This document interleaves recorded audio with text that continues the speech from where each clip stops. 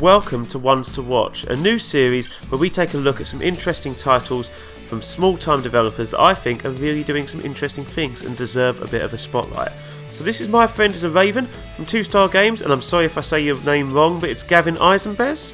I'm sorry if I've said your name wrong there. It's a really interesting title you can get for free at the moment on itch.io.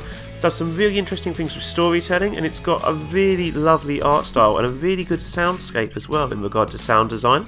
So, main premise of the game, it's a point and click style adventure where you're working your way through this dilapidated apartment after the rest of humanity has disappeared or died. It's not 100% clear what's happened. You get clues there, but you're not 100% sure. There's talk of things like the plague, and there are elements that make you think that as well. But it's all a bit interesting, you're not quite sure, and the game will feed you information as you play, which is really interesting.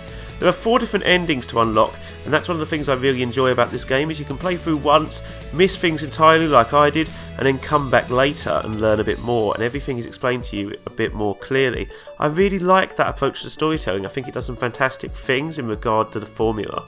So what you're basically doing is working your way through this apartment, looking for different interactable items, different snippets of information that you can learn and glean about the world around you.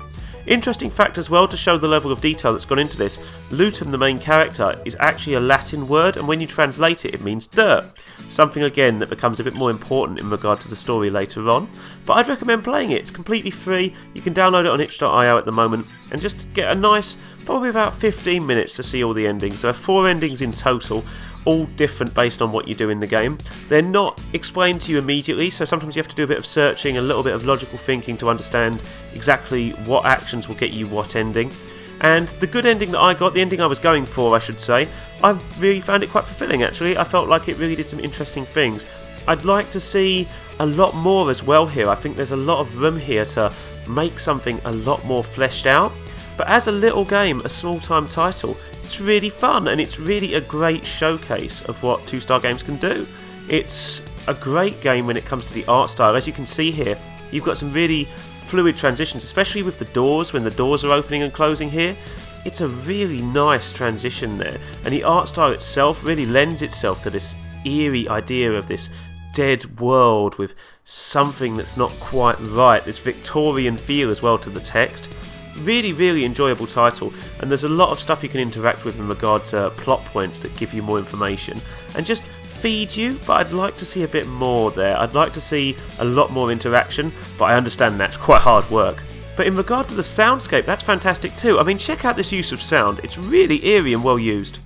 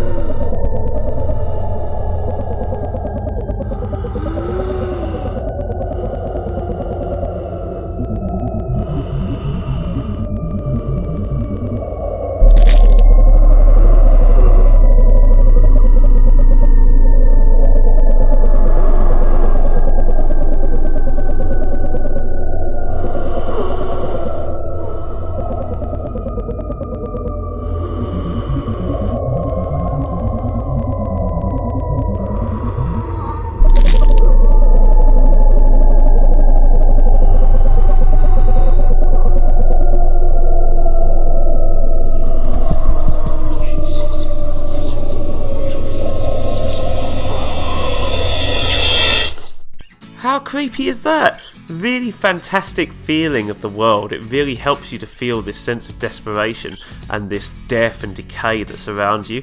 Really, really cool, and it's really a showcase of what one person can do. Really good game, really enjoyed it, and I want to see more of it. A couple of little gripes here and there, where like I say, I'd like to see more interactable items, and I'd like to see as well maybe the option to skip some dialogue, which I know sounds a bit strange, but when you've played the game through a couple of times, you'll see a couple of dialogue boxes a few times, so you want to be able to skip through that a little bit quicker. That being said, the game will probably take you about 20 minutes to solve when you sort of know what you're looking for and you want to see all of those endings, but definitely recommend checking it out and giving it a go. And I'd love to see more stuff as well from this developer. I think there's some really interesting things here, and the game really flourishes in regard to its storytelling, especially in the way you've got all these different endings you can unlock. But hopefully we'll see a lot more from 2-Star Games and from Gavin Eisenbeisz in the future. I'm sorry if I've said your name wrong there, I'm really sorry if I have, but I hope you've enjoyed this video. Please don't forget to like, share and subscribe if you have, and also head over to nextstepnick.com for all the latest news, reviews and articles, and hopefully I'll catch you again very soon. Thank you and goodbye.